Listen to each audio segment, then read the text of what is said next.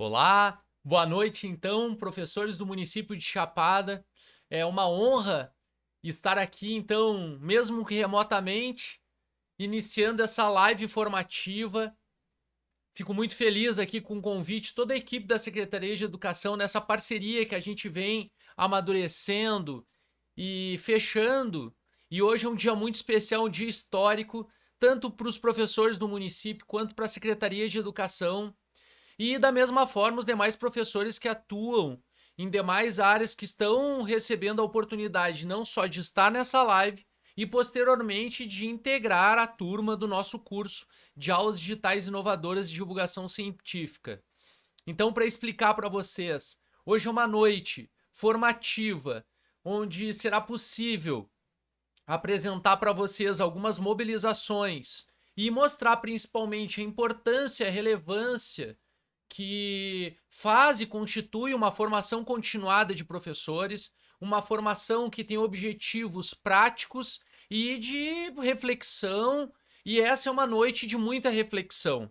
É uma noite onde a gente vai poder construir com vocês mobilizações e mostrar o potencial que o curso que vai ser oferecido para todos os professores que integram a rede do município de Chapada, que atuam em diferentes instituições, não só em escolas, mas também em outras instituições. Então vocês estão todos e todas muito bem-vindos e vindas nesse curso aqui, que é essa live inicial para provocar vocês, e depois eu quero falar um pouquinho de como vai ser esse curso e dar algumas indicações para vocês. Lembrando, como a gente está ao vivo, eu deixei um meu amigo Antônio, que me auxilia também nessa parte de produção.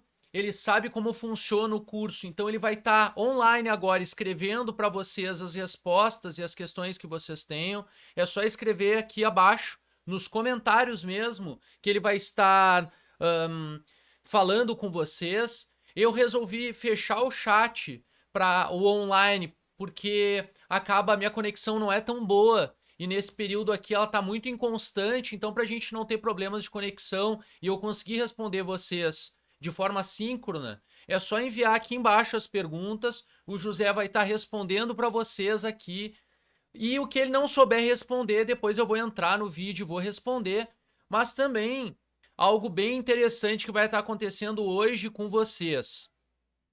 Vocês estarão sendo colocados e convidados para ingressar num grupo do WhatsApp, onde eu vou poder estar interagindo com vocês. Então, não estranhe se vocês estiverem sendo incluídos num grupo de formação do município de Chapada. Esse é o grupo que a gente vai poder conversar, se comunicar. A equipe da Secretaria de Educação também estará presente, vai poder nos auxiliar nas mediações. Então, já aviso que esse é o primeiro processo que vai estar acontecendo. A gente teve acesso a uma lista dos contatos de vocês e vai estar convidando vocês para fazerem parte desse grupo do WhatsApp, tá? E ao longo dessa live eu vou estar podendo apresentar mais informações, principalmente na parte final da minha fala, que eu quero mostrar para vocês o que constitui esse curso e o potencial dele, tá bem? Eu vou intercalar minha fala com projeções na tela. E agora eu vou começar projetando aqui a capa da temática da nossa noite, como se fosse a capa de um livro, né? Então vocês estão ali percebendo um fundo de sala de aula, e para a gente tentar entender o impacto que a pandemia teve e está tendo na nossa prática, e principalmente pensar as possibilidades de modificação das nossas práticas com o período pós-pandemia. Porque eu vejo que muitos colegas têm relatado, a gente está esperando que a pandemia passe e tal para poder voltar ao normal. Por isso esse nome dessa nossa live aqui, esse título provocativo, a reinvenção do professor e a questão da docência na pandemia. Ou seja, como entender o impacto que a pandemia deixou nos nossos alunos e nas transformações nas nossas práticas, tá bem? Então, vamos lá. Agora eu vou ficar nesse processo de intercalar as imagens para compor a minha fala aqui. Espero que vocês gostem e fiquem até o final, que tem uma surpresa bem bacana para vocês no final, tá bem? Então, de novo, Obrigado à Secretaria de Educação, aos professores do município de Chapada, e vamos preparar para um mergulho profundo na realidade da pandemia academicamente orientada pelas pesquisas que eu venho realizando aqui na Universidade de Passo Fundo. Vamos lá então. Vocês estão acompanhando aí duas indicações de leitura. Por que eu acho fundamental indicar leituras para os professores sempre? E no nosso curso isso não é diferente.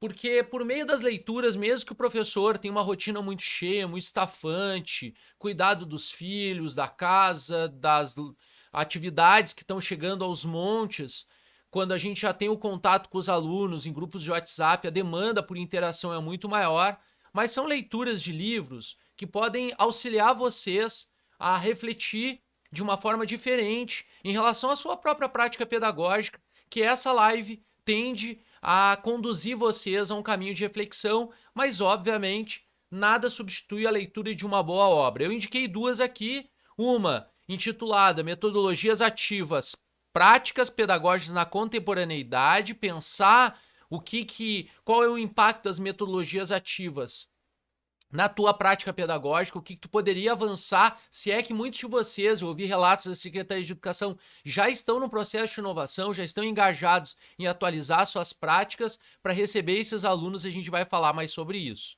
E a segunda obra que eu indico aqui é Prática Pedagógica, Aprendizagem e Avaliação em Educação à Distância. Aqui eu não estou dizendo que eu sou defensor de IAD, essa é uma obra que é possível que mesmo que a gente não esteja trabalhando à distância, e sim de forma remota, e é diferente, porque a gente tem como princípio o contato com os alunos, a busca pela sincronicidade, como é isso que eu estou fazendo aqui com vocês nessa live. Estou falando aqui ao vivo, vocês estão me escutando, e a possibilidade de a gente interagir. E isso é o ensino híbrido, o ensino remoto. O ensino à distância não tem necessariamente essa vocação pela sincronicidade com o professor. E mesmo que essa obra tenha esse título, é uma obra muito interessante para que a gente possa aprender alguns processos, inclusive avaliativos. Eu tenho realizado algumas formações nesse sentido. Se vocês quiserem, numa próxima oportunidade, a gente pode aprofundar mais sobre esse tema, que vai somar muito com o curso que eu quero depois apresentar para vocês, tá bem? Então, duas indicações de leitura e também dizer para vocês que a proposta aqui dessa apresentação, dessa live e do curso que vocês vão trilhar é entender que o que eu estou apresentando aqui para vocês não é resultado da minha opinião, não é o que eu acho, é resultado das pesquisas. Eu estou colocando na tela para vocês aí 4 obras que são elementos pedagógicos e teóricos fundamentais das minhas pesquisas que eu realizo aqui na Universidade de Passo Fundo e publico em artigos. Depois, futuramente, vocês vão ter acesso a esse material. Eu trabalho com alguns princípios teóricos que orientam as minhas pesquisas, como Michel Foucault, como Pierre Bourdieu, como Hannah Arendt e o próprio Paulo Freire, que eu tenho a possibilidade de aprofundar esses autores e construir pesquisas empíricas, trazendo algumas reflexões, e um conjunto dessas reflexões é o que eu estou apresentando hoje para vocês aqui nessa live, tá bem? Então, dicas de leitura, os meus fundamentos teóricos que eu utilizo nas produções de conhecimento, e essa live aqui vai estar apresentando parte dessas construções teóricas e de pesquisas que eu venho realizando aqui na Universidade de Passo Fundo e apresentar para vocês num caminho de reflexão do que a gente pode pensar na pandemia e no pós-pandemia, principalmente na nossa sala de aula. Outro elemento importante para dizer para vocês devem estar vendo duas imagens onde cria uma espécie de oposição entre a postura da escolha individual, do indivíduo como se ele fosse livre para pensar e para agir da forma que ele bem entende na realidade, ele seria o único responsável pelos seus atos. Essa é uma abordagem que não faz parte do meu campo teórico e dos meus pressupostos científicos.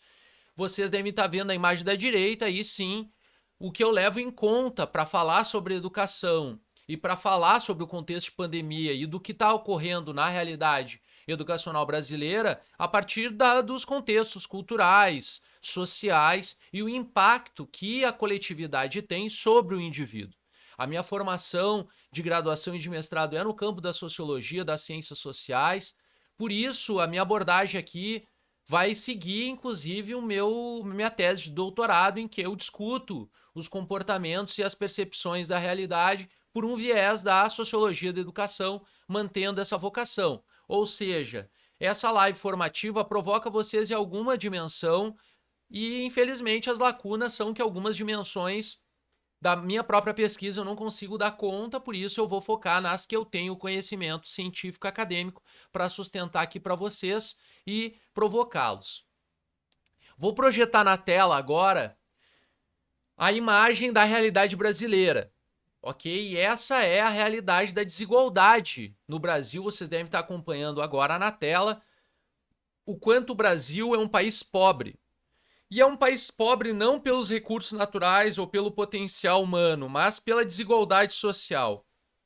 A gente deve estar acompanhando, e muitos de vocês que não tinham acesso a esses dados devem estar surpreendidos, como eu fiquei a primeira vez que eu acessei esses dados, que é a base da pirâmide, quase metade da população brasileira, que a família tem renda familiar de até R$ 1.356.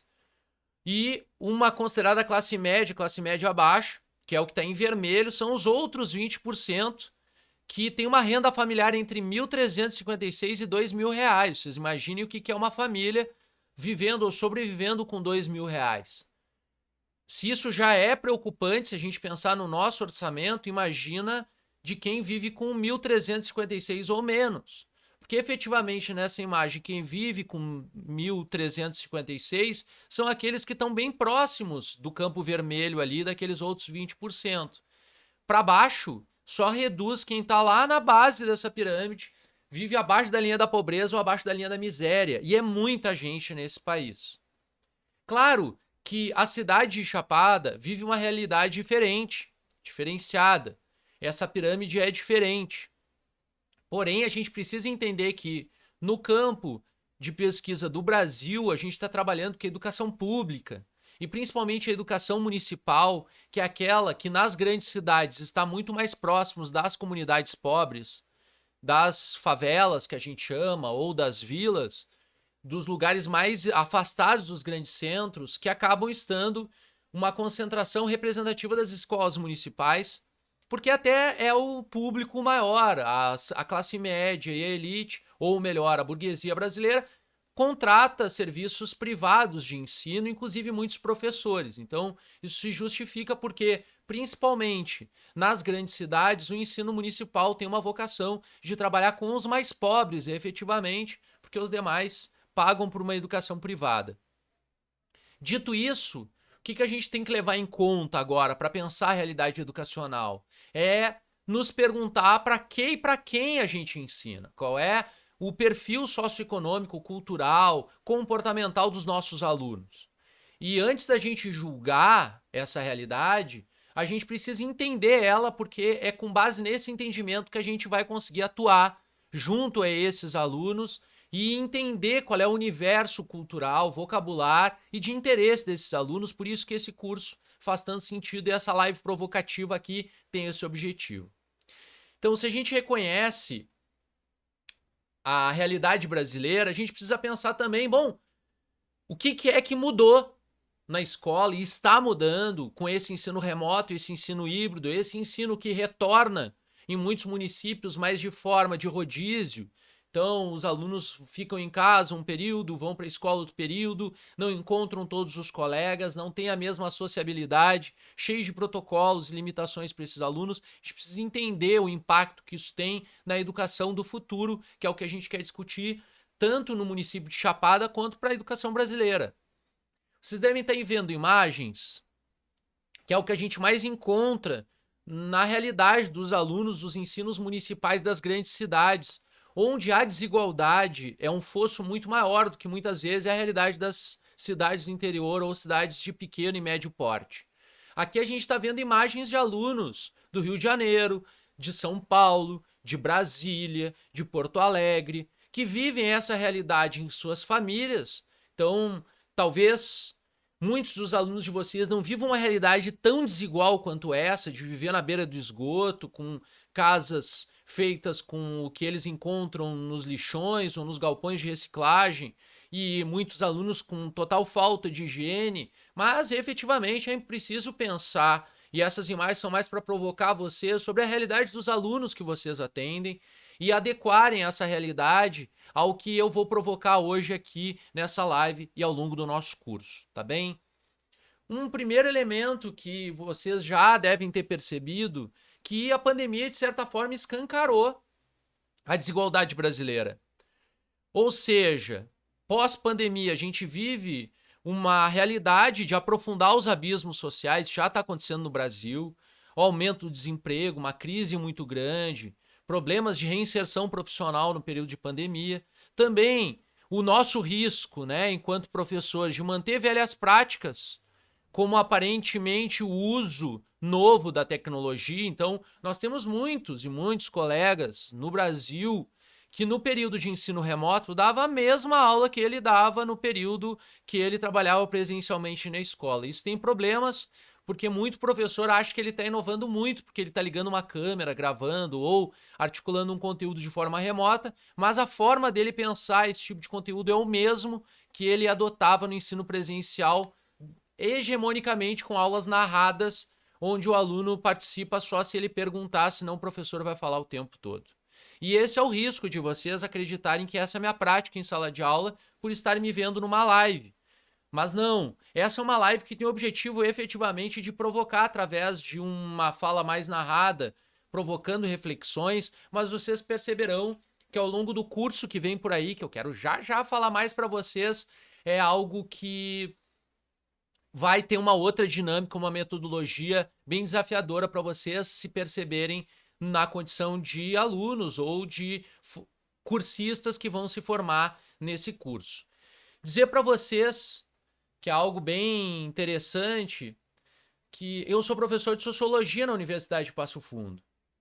E as minhas pesquisas apontam nesse caminho, mas isso não me limitou de seguir na área de produzir conteúdo. Eu já tenho formação em teatro, em locução de rádio e TV, eu tenho certificações nesse sentido, mas eu adotei um caminho de me reinventar como professor. Isso já aconteceu antes do período de pandemia, então eu fiz inúmeros cursos, busquei conteúdo para aprender a construir e produzir conteúdo digital, e com a pandemia eu tive o reconhecimento desse trabalho e pude me aprofundar nesses estudos, nessas práticas e realizar esse curso que vocês farão parte a partir da noite de hoje, chamado Aulas Digitais Inovadoras e Divulgação Científica, e espero que vocês gostem bastante, provando então que eu poderia ficar no meu campo de conhecimento, que é a educação e a sociologia, ciências sociais, e acreditar que esse é o único campo e de aprofundamento de conhecimentos. Mas eu me neguei a essa condição e ampliei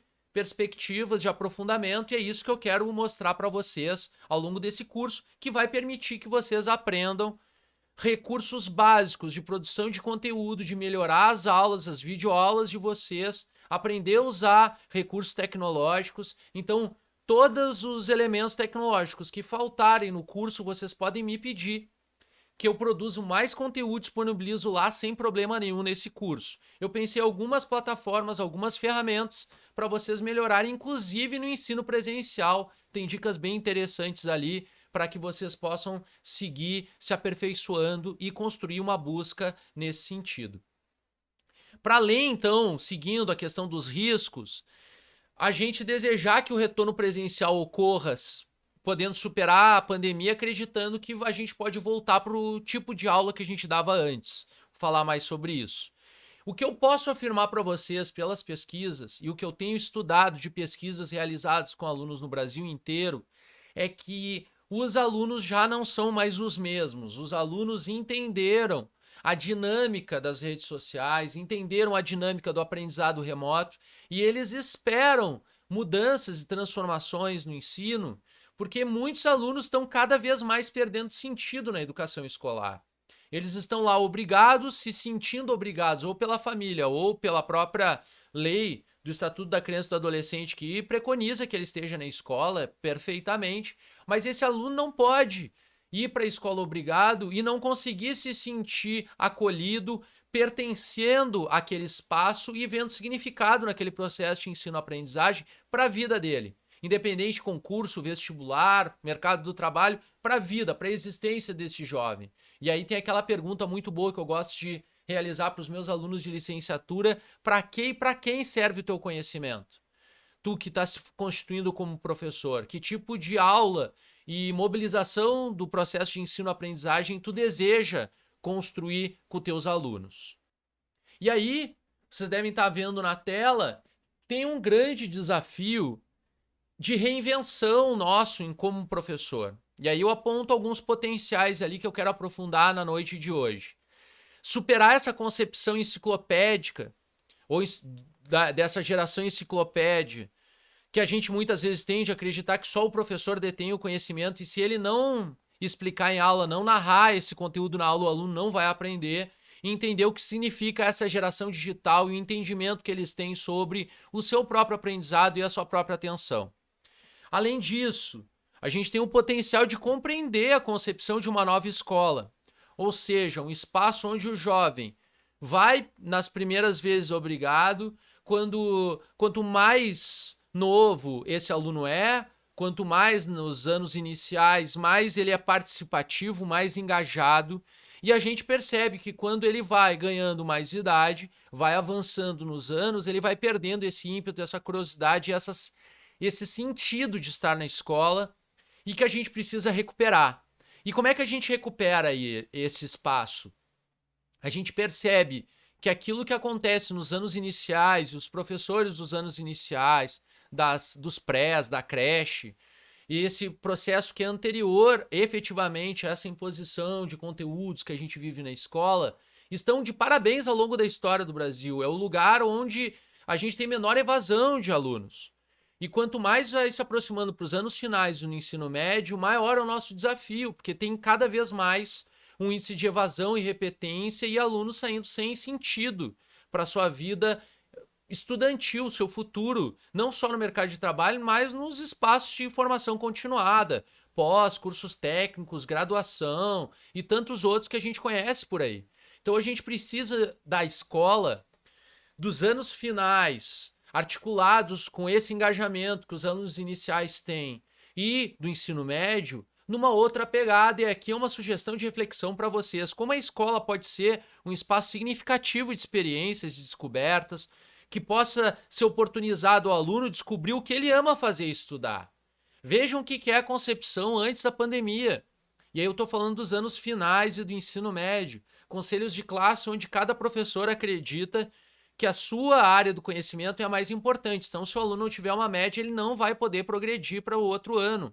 Como se cada um de nós, se hoje a gente fizesse uma prova sobre todas as áreas do conhecimento que a gente estudou, acho muito difícil a gente ter média em tudo. Isso não significa que a gente não é um bom aluno, isso não significa que a gente não pode progredir, mas entender, e isso a gente precisa amadurecer, que os alunos precisam descobrir no que eles são bons e gostam de fazer, aquilo que dá sentido à existência deles e priorizar esse caminho, que é o que está acontecendo de certa forma. Claro que eu tenho muitas críticas, mas é o novo modelo do ensino médio, falando de trajetórias, de itinerários formativos. Isso a gente precisa reconhecer que é um avanço em relação ao que o aluno quer do futuro dele.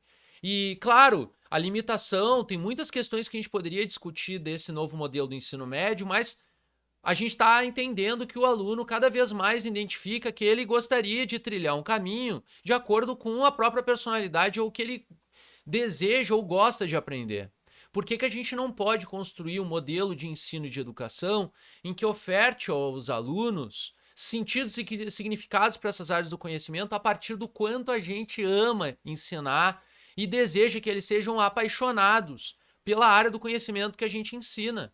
E eles não precisam ser bons em tudo, mas eles podem ter a oportunidade de descobrir suas habilidades e competências.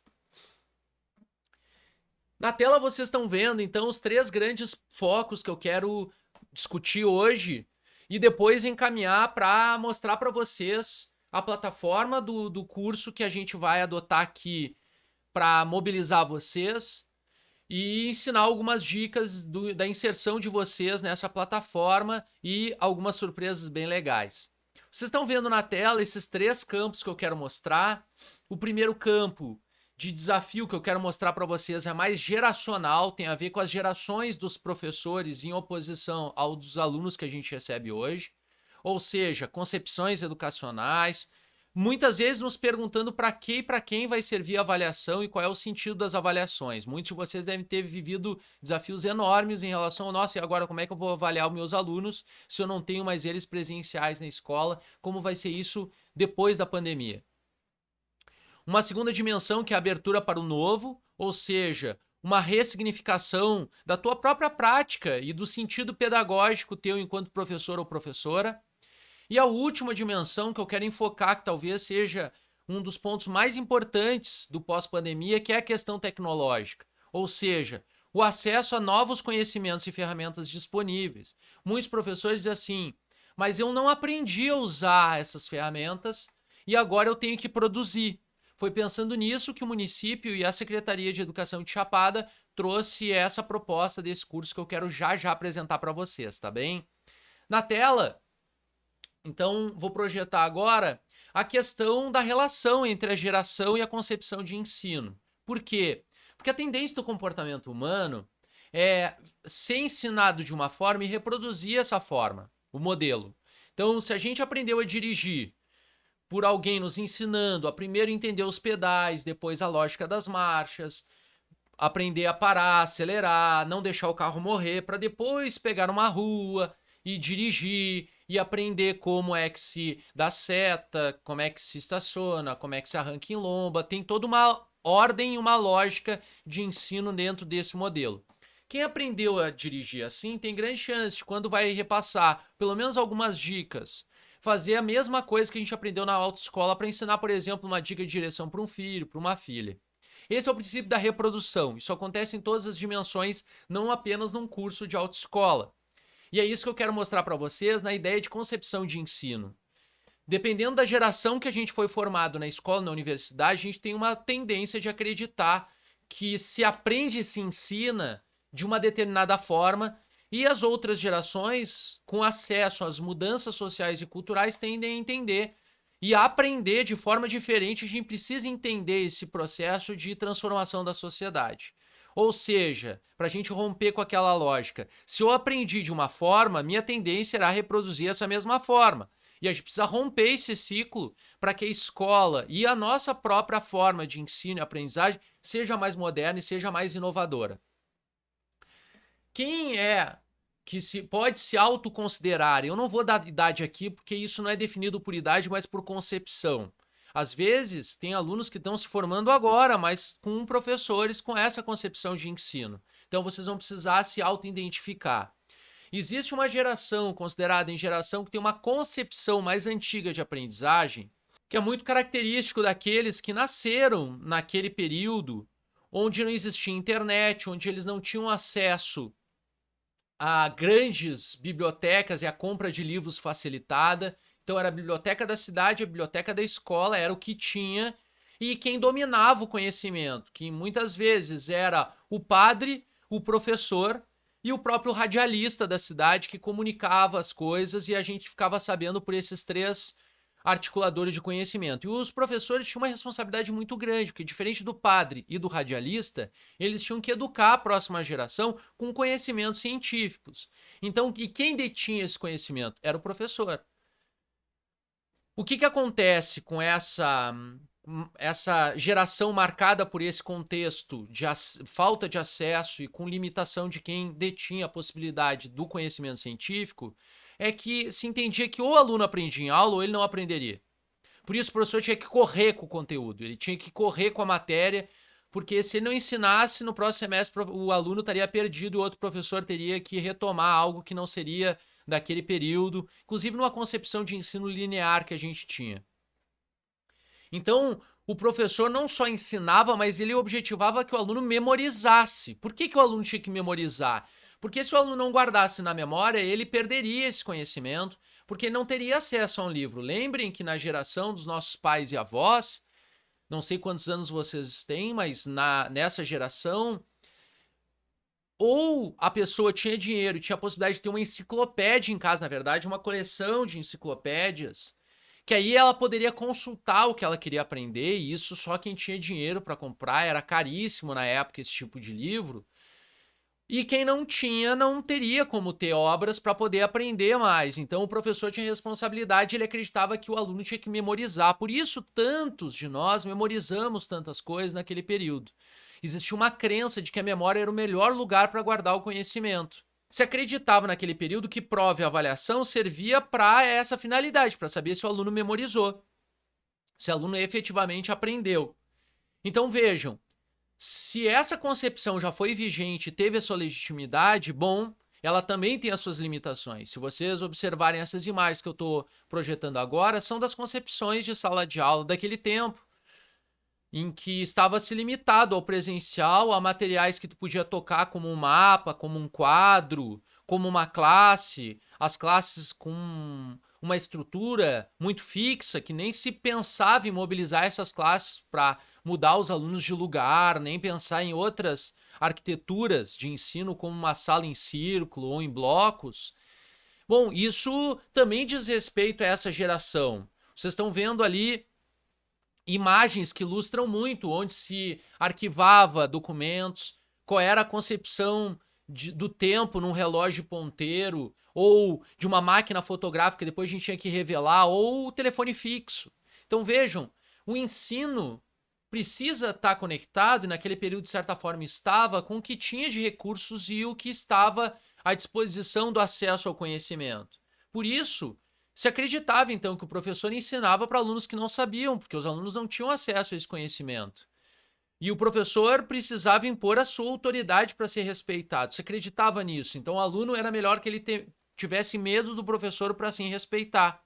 Os conhecimentos precisavam ser cristalizados e memorizados da mesma forma que estava nos livros, que afinal de contas os livros que estavam corretos sobre o conhecimento, era o registro do conhecimento científico, e o professor estava lá para aproximar o aluno, para ele memorizar esse conhecimento também. Porém, a geração mudou. Essa é uma concepção que, apesar de estar muito presente, o mundo mudou muito e a escola não acompanhou na mesma velocidade das transformações do mundo. Ou seja, seria necessário, então, para que a gente pudesse acolher melhor essa nova geração, convidar os professores a pensarem fora da caixa, a romperem com as barreiras que limitam muitas vezes a nossa aula, o nosso contato com os alunos ser ainda melhor do que já é. E é aquilo que eu digo para os meus alunos. Os meus alunos que me trazem algum elogio, eu acho muito bacana. É muito gostoso receber elogios. Mas o que mais me faz crescer são as críticas construtivas dos alunos. Quando eles dizem, ah, professor, faltou isso. Ah, professor, poderia falar mais devagar. Ah, professor, podia trazer mais imagens. E são com essas críticas que os meus alunos me fazem, sempre me fizeram, não fui sempre um professor universitário, eu comecei como professor em escola pública, dei aula no ensino médio, ensino fundamental, estou terminando a minha segunda graduação em pedagogia, então eu sei efetivamente dessa dimensão escolar, não pensem que eu sou só mais um professor universitário dizendo que o professor na escola tem que fazer, eu vivo essa realidade também, para dizer para vocês que a gente precisa efetivamente pensar fora das práticas, pensar fora da caixa e uma abertura para o novo, levando em consideração o contexto de pandemia e o pós-pandemia que vem por aí, que vai ser ainda mais desafiador, como eu quero mostrar para vocês. Dizer algo importante aqui para vocês, que a melhor forma da gente contatar os nossos alunos, vocês devem ter descoberto isso, é que nem todo aluno tem acesso a uma internet de qualidade, uma internet ilimitada. Por isso que é importante, nessa imagem que eu estou mostrando, mostrar para vocês efetivamente que apesar de a gente ter 70% dos domicílios coberto com alguma internet, se vocês olharem no quadrinho da direita ali, vocês vão perceber que o dispositivo de acesso é hegemonicamente celular. E hegemonicamente quem usa o celular está utilizando um plano de dados limitado pelas operadoras que torna o plano mais barato. Então vejam que muitos operadores dizem assim, ó, pague R$ 49,90, tem internet ilimitada no aplicativo do WhatsApp e no Instagram e no Facebook. Se o aluno precisar abrir um e-mail, ele não consegue, ele vai ter que pagar plano de dados à parte. E se ele desejar utilizar, fazer uma pesquisa de internet, ele também não vai conseguir. Então a gente tem que levar em conta que muitos alunos, quando acessam o WhatsApp, o grupo do WhatsApp, eles não conseguem nem abrir um link externo. O vídeo tem que estar lá hospedado no próprio aplicativo. Então, por isso, e além disso, o WhatsApp é a rede social que tem maior quantidade de pessoas acessando, ou seja, é a rede social mais popular. E ela é porque também a gente vive uma realidade no Brasil de analfabetismo funcional. Muitos dos pais dos nossos alunos, de uma população de baixa renda ou que não teve acesso aos estudos, não consegue escrever para que o outro entenda. Então, o WhatsApp é a única plataforma que permite que a pessoa se comunique só por voz e enviar mensagem de áudio com muito tempo, quase que limitado o tempo, só coitado de quem precisar ouvir um áudio de mais de 5, 10 minutos, mas é possível. Então isso explica muito e depois, em segundo lugar, a maior diversidade de público que a gente tem é o Facebook. E é legal levar isso em conta, porque a gente está falando do quê? Está falando do potencial que as redes sociais têm, como a gente utilizar como uma forma complementar ao nosso ensino, seja ele presencial, seja remoto. E eu vou entrar mais agora nesse assunto, que é o que vocês estão vendo a imagem aí, que são os desafios dentro do universo dos alunos. Ou seja, desafios de uma aula mais criativa, onde a gente vai mobilizar, para além do ensino expositivo, das atividades que a gente já realiza, o uso de fotos, vídeos, a edição de conteúdos que a gente deseja mobilizar a atenção deles, a utilização de memes, de GIF, de internet e as próprias figurinhas do WhatsApp, onde eu vou mostrar para vocês que é possível a gente criar esse material e vai ser muito legal vocês terem acesso a esse conhecimento ao longo do curso que vem por aí, que eu vou trabalhar com essas questões e outras, hoje é mais para provocá-los. Primeira coisa para dizer para vocês, hoje eu utilizo o grupo do WhatsApp nas minhas turmas de alunos para compartilhar livros em PDF, eu transformo livros em audiolivros, transformo aulas em podcasts, eu faço atividades que os alunos criarem o seu próprio podcast ao longo de um semestre, eu transformo também livros em videolivros, em aulas com filtros especiais que eu utilizo do Instagram, eu vou ensinar vocês a fazer isso nesse curso também. Trabalho com aulas expositivas, com efeitos que são bem mais criativos para os alunos nos acompanharem. Trabalhar com teatro de sombras, radionovelas, cenas de filmes, desenhos, documentários, tanta coisa boa que eu consigo compartilhar com os meus alunos nos grupos do WhatsApp. E aqui eu sempre digo, se a gente está trabalhando com a plataforma do WhatsApp, é evitar usar link externo, arquivo muito pesado, porque o próprio WhatsApp só permite arquivos até 64 MB. Mais do que isso, ele não permite o arquivo ir ou ele limita o tamanho do vídeo. Então eu vou, ao longo do curso que vem por aí, ensinar várias técnicas. E também muitas das famílias são semi-analfabetas ou analfabetas. Por isso que é muito importante a escola e nós, professores, quando a gente se comunica com os pais, se comunicar com áudios, sem levar em conta que os pais que têm alguma limitação de visão, são cegos, têm baixa visão, alguma limitação nesse sentido, que o áudio pode resolver isso facilmente, mandando por escrito e mandando por áudio também, onde os pais podem escolher qual deles eles vão acessar. Aqui tem algumas sugestões de aplicativo que eu não chego a trabalhar no curso, mas se vocês desejarem eu posso aprofundar, que são aplicativos para o campo das artes e das representações artísticas, que são aplicativos de desenho, que o próprio aluno pode baixar no celular e utilizar e enviar esse desenho para vocês no WhatsApp. Ou seja, se o aluno não tem material em casa e não tem papel, mas ele tem um celular, esse poderia ser um caminho. Claro que lembrando, eu sei que muitos alunos têm limitação de internet, não tem um celular para si, só usa o celular dos pais, mas é possível trabalhar mesmo dentro dessas dimensões, claro, respeitando essa característica. Vocês estão vendo aqui também algumas imagens de aplicativos de celular que transformam a gente falando em podcast pronto. Estou mostrando aqui os mais famosos que eu utilizo, que transformem. Eu posso sugerir para os meus alunos em grupo produzirem um podcast sobre determinado conteúdo da disciplina, valendo uma nota de prova. E vocês não imaginam o quanto isso mobiliza aprendizado, mobiliza a atenção dos alunos e faz eles aprenderem uma outra dimensão. E o quanto essa mobilização do aluno ser um ser mais ativo é a grande sacada para o futuro da educação pós-pandemia, eu posso dizer isso para vocês. Além disso, para quem quiser saber mais sobre podcast, por exemplo, e já quer começar a trabalhar com as suas turmas, tem muito vídeo bom na internet que ensina como fazer podcast apenas usando o celular do básico e como se transforma um áudio de WhatsApp que os alunos podem estar mandando para vocês no grupo e vocês mesmos transformarem num podcast. A surpresa dos alunos e o encanto deles é em outra magnitude, ainda mais quando a gente aproveita esse conteúdo e divulga na rádio da cidade, cria um podcast da escola, por que não? Coisas que são criativas, inovadoras, e eu tenho certeza que vocês adorariam experimentar na sua sala de aula. Alguns professores de educação física dizem assim, mas professor, e a educação física? Que ela é eminentemente prática, eu preciso acompanhar os alunos. Bom, a gente, para além dos recursos, como o Google Meet, como lives, como essa que eu estou fazendo aqui, que são muitas vezes distantes da realidade dos alunos poderem assistir, da escola poder transmitir em qualidade, quero mostrar para vocês aqui alguns exemplos de aplicativos que vocês podem utilizar com os alunos de vocês para eles se exercitarem e realizarem atividades.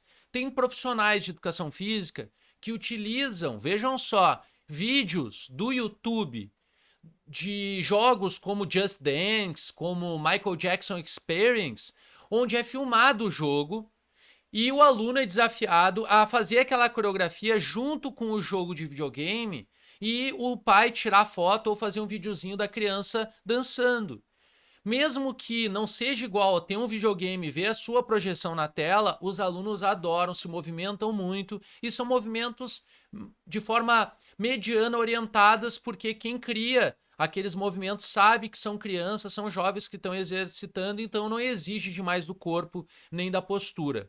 Uma outra possibilidade é transformar os alongamentos e as ginásticas que vocês gostariam de realizar com os alunos de forma remota por figurinha do WhatsApp. Inclusive, tem muitos programas que transformam fotos de vocês, por exemplo, um profissional de educação física, ensinando o alongamento de tríceps, ele pegar essa foto do próprio professor fazendo esse movimento de pé com a postura, transformar numa figurinha de WhatsApp e enviar para os alunos na ordem que eles precisam realizar, em quanto tempo que eles têm que ficar naquela posição.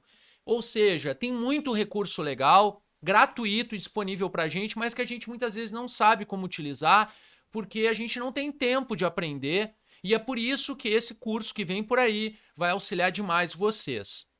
Objetivando essas provocações que eu fiz para vocês, de inclusive transformar a sala dos professores num espaço de partilha, de produção, de aproximação do conhecimento, com formações e autoformações que vocês podem realizar, que eu quero mostrar agora o curso que todos vocês e todas vocês estão, então, convidados pela Secretaria de Educação. Ela fechou essa parceria com a Universidade de Passo Fundo. Eu e o professor Vinícius Kimpfel oferecemos um curso que vai auxiliar os professores a produzir conteúdo digital, melhorar a sua estratégia de gravação, de edição, de produção, de vícios de linguagem, melhorar a performance de fala, tanto para o presencial quanto para o remoto, como transformar as nossas aulas em videoaulas, que mesmo que a pandemia acabe, a gente possa oferecer para os alunos quando eles não estão presentes, para complementar aquele tempo de aula, para o aluno, se ele desejar aprofundar, se ele estava doente, não pôde vir na aula, os pais não tiveram passagem para ele chegar na escola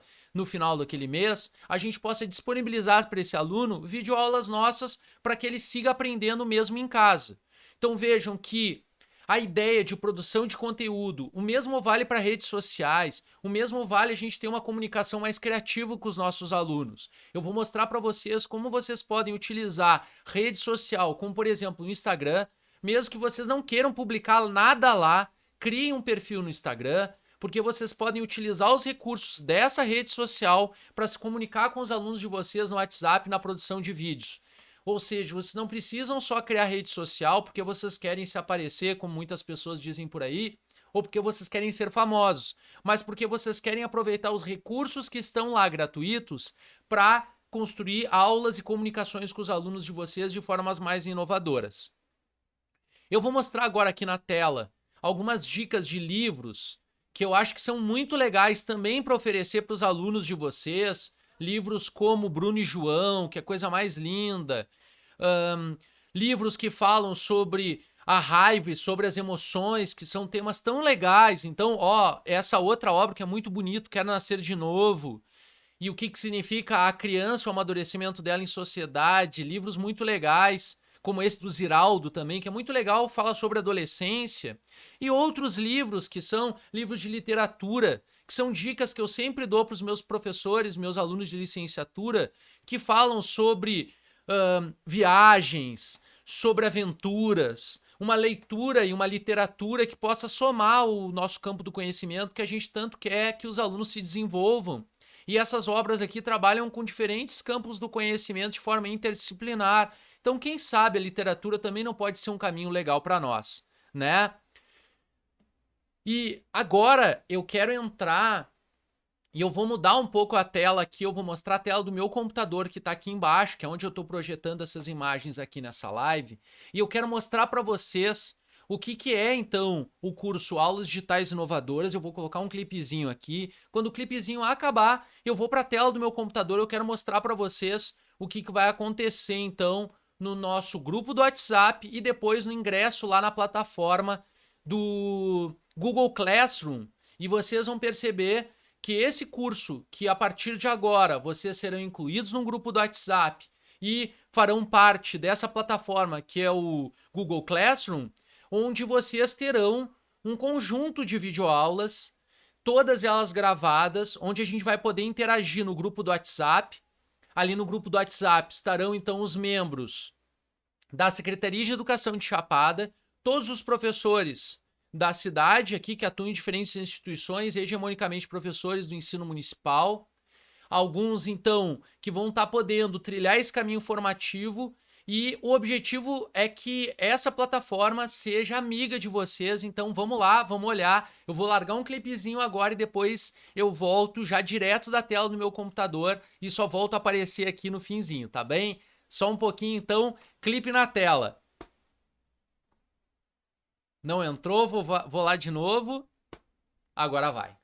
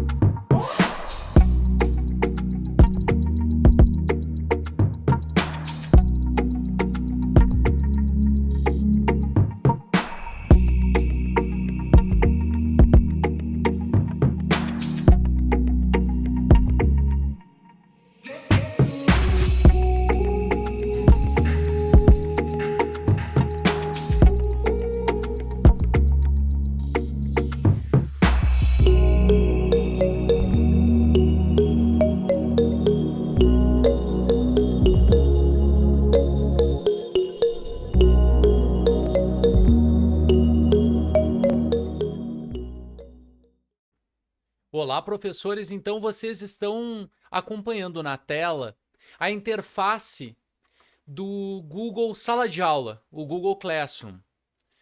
Aqui será a plataforma do nosso curso. Antes, vocês receberão um linkzinho para ingressarem na turma do WhatsApp, nosso grupo do WhatsApp da nossa turma, onde todos os cursistas estarão. E eu serei o mediador junto com a equipe da Secretaria de Educação nas dúvidas que vocês tiverem. Para conseguir ingressar nessa plataforma, é fundamental que vocês tenham um e-mail pessoal de vocês que não seja um Gmail institucional. Só poderá ser aceito para o ingresso nessa plataforma aqui um e-mail do Gmail que seja o e-mail pessoal de vocês. Se vocês ainda não criaram um Gmail, depois no próprio grupo do WhatsApp eu envio alguns tutoriais explicando como realizar isso. Depois, vocês estão vendo aqui, esse é o ambiente da minha internet e lá em cima tem que estar o usuário pessoal de vocês para que vocês possam ingressar nesta plataforma. Todos os links e informações eu mandarei lá no grupo do WhatsApp. Mas alguns professores que já têm um e-mail pessoal que foi encaminhado no cadastro de vocês junto à Secretaria de Educação, eu já estarei incluindo vocês aqui e vocês receberão um e-mail de confirmação para serem alunos nessa plataforma. Então, o curso é totalmente gratuito para vocês, junto com a parceria com a Secretaria de Educação do município de Chapada e a Universidade de Passo Fundo. Notem, então, que a primeira aba na parte superior é o mural. No mural, eu vou abrir uma atividade aqui para que vocês possam se apresentar, falarem um pouco de vocês. Aqui parece um pouco uma bio, um espaço de conversa e de diálogo de vocês entre vocês. Lá em cima, clicando em atividade, aqui vocês terão acesso ao curso todo. Esse curso, todo ele em videoaulas, separados por módulos, e que vocês terão acesso a todo esse conteúdo já a partir do primeiro clique. Entrando no curso, todas as videoaulas estarão disponíveis. Por exemplo, esse é o primeiro módulo, o módulo de boas-vindas. Então, vocês podem clicar aqui em boas-vindas e aqui terão todos os módulos já abertos para vocês. Em cada módulo tem um título do módulo, tem a descrição desse módulo com um texto introdutório que pode ajudar vocês a entender o objetivo do curso e logo abaixo tem um ou mais vídeos sobre aquele módulo, tá? Então, aqui tem mais uma seção com mais um título, com descrições e a videoaula. Para assistir qualquer uma das videoaulas, é só clicar em cima que já abrirá na tela de vocês automaticamente a videoaula. Eu não quero estragar a surpresa, não vou abrir agora, mas essa primeira interface, vocês sempre poderão enviar comentários e eu estarei praticamente todos os dias respondendo os comentários de vocês, mas é mais efetivo enviar lá no grupo do WhatsApp. Mas se quiserem e desejarem deixar algum recado aqui no grupo, na própria página do curso, fiquem à vontade que vai ser um prazer receber o retorno de vocês. Ah, professor, e como é que eu retorno à tela anterior? Ou clique em voltar, ou aqui tem os módulos separados e por título. Então vocês podem voltar ao Boas-Vindas e assistir os cursos, as videoaulas e ler as descrições, ou indo em módulos. Cada módulo, então, tem a descrição e os vídeos. Vejam que esse módulo aqui, chamado Aplicativos de Criação e de Gravação, tem 3 vídeos. Logo abaixo tem a dinâmica do WhatsApp Web e o WhatsApp para ensinar vocês a criarem turmas, mesmo que vocês não tenham o contato dos alunos de vocês. E aqui tem a videoaula.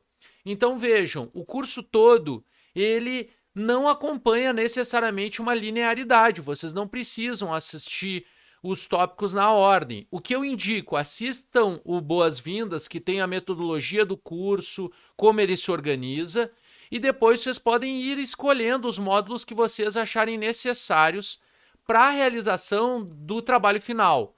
O trabalho final é o último item, é onde vocês serão convidados a produzir um conteúdo original de vocês, uma videoaula, slides comentados, um material de rede social, que vocês acharem interessante e entregar daqui a 60 dias. Então, vocês terão 60 dias para consumir as videoaulas dos tópicos dessa plataforma e até o final desse prazo entregar o trabalho final. O trabalho final pode ser entregue antes, mas a emissão dos certificados só ocorrerão após 60 dias. Só receberão os certificados aqueles professores que entregarem o trabalho final, que é a única atividade obrigatória do curso, que é o envio de uma videoaula utilizando os recursos e os materiais que vocês acharem necessário para produzir uma videoaula criativa e inovadora. Afinal de contas, o curso é aulas digitais inovadoras. Então, em breve, lembrando, vocês estarão recebendo um aviso ou por e-mail ou já serão incluídos num grupo do WhatsApp, por isso eu peço que vocês não saiam desse grupo, serão todos incluídos nesse grupo e a gente vai poder conversar mais por lá para que vocês possam ingressar na plataforma do Google Sala de Aula e poderem trilhar o caminho formativo ao longo desses 60 dias numa formação continuada. Deixa eu voltar aqui para a tela inicial para a gente poder conversar e eu encerrar essa nossa live, tá bem? Deixa eu arrumar aqui. Então, professores, para a gente fechar a nossa live de hoje, sei que vocês já escreveram alguma coisinha aqui embaixo, já está sendo procedido para responder, mas então fiquem atentos, duas coisas bem importantes. Fiquem atentos no e-mail pessoal de vocês e aqueles que só têm e-mail institucional ou não receberem e-mail, com certeza todos vocês serão incluídos num grupo do WhatsApp. Se até quarta-feira à tarde vocês ainda não tiverem sido inseridos num grupo de WhatsApp na nossa turma, só acionar a secretaria e avisar que a gente vai estar procedendo da inclusão de vocês, tá bem? Alguns já estão sendo incluídos agora, então fiquem atentos no WhatsApp de vocês. A gente vai aguardar todos os professores estarem incluídos para um recado maior ali no grupo do WhatsApp. E aqueles que têm e-mail pessoal, eu já estarei inserindo vocês diretamente na plataforma, mas é fundamental que vocês estejam também no grupo do WhatsApp e possam se comunicar comigo e entre os colegas, junto com a equipe da Secretaria de Educação, para a gente seguir conversando e interagindo, que afinal de contas o objetivo é crescermos como professores, crescermos como educadores e nada melhor do que a gente estar no espaço digital trocando experiências e expectativas, tá bem? Obrigado mais uma vez a todos e a todas que acompanharam essa live. É a primeira live que a gente vai ter outros 2 momentos de momento síncrono para a gente conversar com algum outro tema que vocês podem, inclusive, sugerir para a Secretaria de Educação. Eu posso trazer pesquisas nesse sentido. Espero que vocês tenham se sentido provocados a viver esse universo e pensar, afinal de contas, qual é a outra forma que eu posso oferecer de conhecimentos escolares científicos para os meus alunos, para além do presencial e para além das metodologias síncronas ou assíncronas que eu estava utilizando até então.